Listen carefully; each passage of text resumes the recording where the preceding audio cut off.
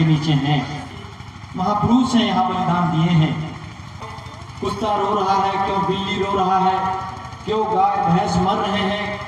मृत्यु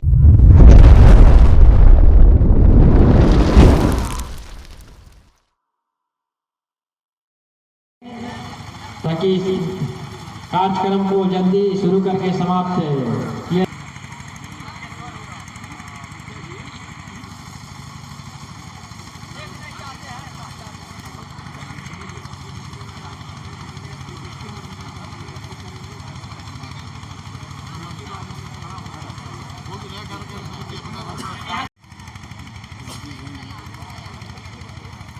वंदन टीका जी।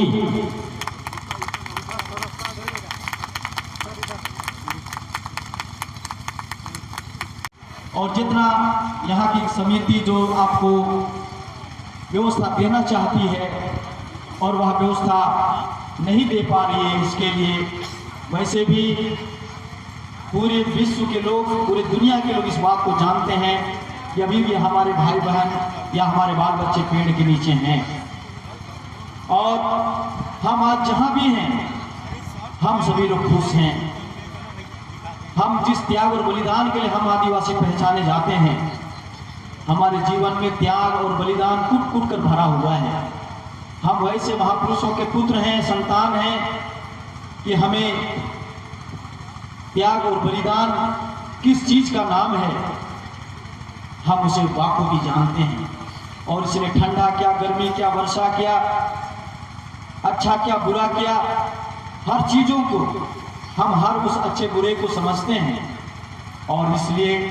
आज इस पावन धरती में, इस रोहतासगढ़ में जिस तरीके से हमारे जो महापुरुष सिंगी देई, कैली देई का जो बलिदान हुआ है, हम महापुरुषों को, हमारे जो जितने भी महापुरुष हैं यहाँ बलिदान दिए हैं, यहाँ का इतिहास जो कहता है। और हमारे बीच में उरांव जनजाति के साथ चेरो जनजाति, खरवार जनजाति, वह भी इस क्षेत्र में, इस पहाड़ में अपना शासन सत्ता चलाया है। ये समय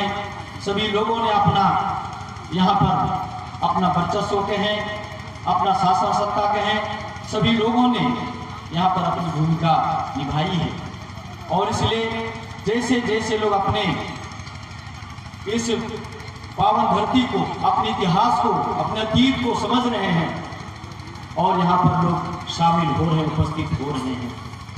और इसलिए आज बहुत सारे, जैसे हम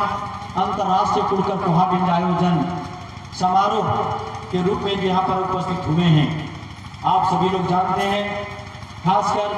हम पाढ़ा पारंपरिक स्वशासन व्यवस्था के बारे में हम लोग सभी लोग जानते हैं कि उरांव जनजातियों का जो सामाजिक व्यवस्था का नाम है पाढ़ा पारंपरिक स्वशासन व्यवस्था। और मुंडाओं के बीच में मानकी मुंडा, संथालियों के बीच में माझी परगना, और हो और खड़िया के बीच में डोगलो और सोहोर, ये हमारी सामाजिक व्यवस्था का नाम है। और इस सामाजिक व्यवस्था के तहत हम सभी अपने सामाजिक व्यवस्था को संचालित करते हैं। और जब तक हम अपने पूर्वजों की हम पूजा नहीं करते, ऐसा कोई भी बड़ा कार्य जिसे शुभ कार्य कहते हैं, जो नया कारोबार जो होता है, आप सभी लोग जानते हैं, हम सब नहीं करते हैं। और इसीलिए यह आयोजन जो किया जा रहा है, और बहुत सारे लोग, केवल आज हम लोगों ने ही चर्चा का विषय रखा है कि कुड़कर कुहाबिंजा जो आयोजन समिति है, और इस कुड़कर कुहाबिंजा, इस पवित्र पूजा का जो महत्व है, इस पवित्र पूजा का महत्व को अपने गांव और क्षेत्र में जैसे लोग कहते हैं, एक कदम में भाषा बदलता है, एक कदम में पानी बदलता है, ठीक उसी तरह से हम अपने सामाजिक व्यवस्था में रहते हुए, हम उरांव जनजाति होते हुए, जो भी पूरे विश्व में, पूरे देश में जितने भी जनजाति हैं, उनकी अपनी जो विशिष्ट पहचान है, उस विशिष्ट पहचान से हम जाने जाते हैं। और अपनी परंपराओं को, अपनी सभ्यताओं को हम सींचने के लिए निरंतर हम सभी लोग कार्य कर रहे हैं। तो खासकर मैं कुड़कर पोहा जो व्यंजन है, जो हमारी परंपरा है, हमारी सभ्यता है, इसमें मैं यही कहना चाहता हूँ कि जब तक जितने लोग यहाँ पर आए हैं, आज हम सभी लोग नहीं जानते। पिछली बार जो यहाँ त्रुटियाँ या गलतियाँ रह गई थी, जैसे हमारे पहाड़ पुजार महतो मुंडा पलवरा कुटवार भी इस कार्यक्रम में सम्मिलित होते हैं और विधिवत जो भी भोग या तपवन जो दिया जाता है बारोगिरी, हम अपने पूर्वजों को बहुत सारे गांव में लोग अगहन महीना में भी इस कार्यक्रम को करते हैं। कई कालखंड में यह पूजा को संवाद नहीं होने के कारण, व्यवस्था को व्यवस्थित नहीं करने के कारण, जिस तरह से हम अपने सामाजिक व्यवस्था में नहीं बैठ पाने के कारण, एक गांव में रहने के कारण भी हम कई पूजा पाठ में हम सम्मिलित नहीं हो पाते हैं और इसके कारण से पूजा पाठ में बहुत त्रुटियां रह जाती है। और इसके कारण आप गांव घर में यही सुनेंगे कि भाई क्यों गांव में कुत्ता रो रहा है, क्यों बिल्ली रो रहा है, क्यों गाय भैंस मर रहे हैं। मृत्यु तो निश्चित है, लेकिन कुछ ऐसी घटनाएं होती है जो ये हमारे पूर्वजों का मानना है कि गांव में या तो हमारे पूर्वजों की सही पूजा नहीं हो रही है, हमारे देव देवताओं की सही पूजा नहीं हो रही है। जो भी हमारी मान्यताएं हैं उसे हम सही तरीके से सेवा पूजा नहीं कर रहे, जिसके कारण से इस तरीके से घटनाएं हो रही है और इसी के लिए पूजा पाठ किया जाता है। तो आज हम यहाँ पर हमारे महापुरुषों के आशीर्वाद को पाने के लिए, इन्हीं लोगों के बताए मार्ग पर हम चलने के लिए, क्योंकि इन्हीं का बीजारोपण है, हम इन्हीं के बीज हैं। और आज जो भी हम अपनी भाषा कुड़ुक भाषा बोलते हैं, चाहे जितने भी जनजाति अपनी भाषा बोलते हैं, हमारे पूर्वजों का देन है। और इसलिए डंडा कटना जो हमारा पूजा पद्धति है, जो सबसे बड़ा पूजा है, जो सबसे बड़ा, हम अगर नया कुआं बना रहे हो, नया घर बना रहे हो, या हमारा नया जन्म हुआ हो, या कोई भी हम शादी विवाह करके नया बहू ला रहे हो, ऐसा कोई भी, या नया गाड़ी खरीद के ला रहे हो, डंडा कटना पूजा ये हम सबों का सबसे बड़ा पूजा है। लेकिन कई जगह ये देखने के लिए मिलता है और मैं उसे इसलिए उसकी क्रिटिसाइज नहीं कर रहा हूँ। बहुत सारे लोग समाज में काम करना चाहते हैं, अपने समाज को बहुत अच्छा देखना चाहते हैं, अन्य समाज की तरह, अन्य धर्मों की तरह हमारी सामाजिक व्यवस्था बहुत सुंदर है, सुदृढ़ है, लेकिन लिखित नहीं होने के कारण हमारी जो लोक कथा, लोकगीत में हमारी जो परंपरा है, हमारी सभ्यता, जो हमारी पूजा पाठ, उसको नहीं जानने के कारण बहुत सारे नेक चार लोग नहीं जानते हैं, जिसके कारण से गलतियां हो जाती हैं। लेकिन जब आप अगर समाज की अगुवाई कर रहे हैं और इसीलिए पहले 7 पाढ़ा हो, 12 पाढ़ा हो, 5 पाढ़ा हो, 10 पाढ़ा हो, 22 पाढ़ा, जितने भी पाढ़ा हैं, सभी पाढ़ाओं के द्वारा सामाजिक बैठक की जाती थी और उसमें जो भी हमारे विधि और विधान हैं, उन सारी चीज़ों को सुधार किया जाता था। जन्म संस्कार हो, विवाह संस्कार हो, मृत्यु संस्कार हो, या हमारा पर्व और त्यौहार हो। तो आज हम मृत्यु संस्कार या हम कुड़कर पोहा आयोजन समारोह में यहाँ पर जो उपस्थित हुए हैं, और इस पूजा समारोह में जो भी हमारी सामग्री जो हम अपने पूर्वजों को जो तपवान देते हैं, तो इसमें आप सभी लोग अपने अपने गांव में करते हैं और सभी लोग इस बात ये चीज़ों को जानते हैं। कई ऐसा लोहरदगा से अगर हम गुमला के क्षेत्र में आते हैं या बहुत सारे क्षेत्र में नहीं किया जाता है, लेकिन हम लोगों ने अपने पाढ़ा सामाजिक व्यवस्था में, जहाँ हमारा प्रमुख केंद्र है मुरमा जत्रा शक्ति कुटा स्थल, जहाँ सिंधु घाटी से चल के हम रुदासगढ़ से चल के मुरमा शक्ति स्थल में उराव और रुदाव की जो संधि स्थल है, वहाँ पर पहुँचने के बाद हम अपने सामाजिक व्यवस्थाओं को पूरा राज्य में और अपने जो हमारी जो क्षेत्र हैं उन सभी क्षेत्रों में उसको हम अपने जो नेक चाह है उससे सही तरीके से और विधि विधान से हम सभी लोग उसको निर्वहन करते हैं। लेकिन आज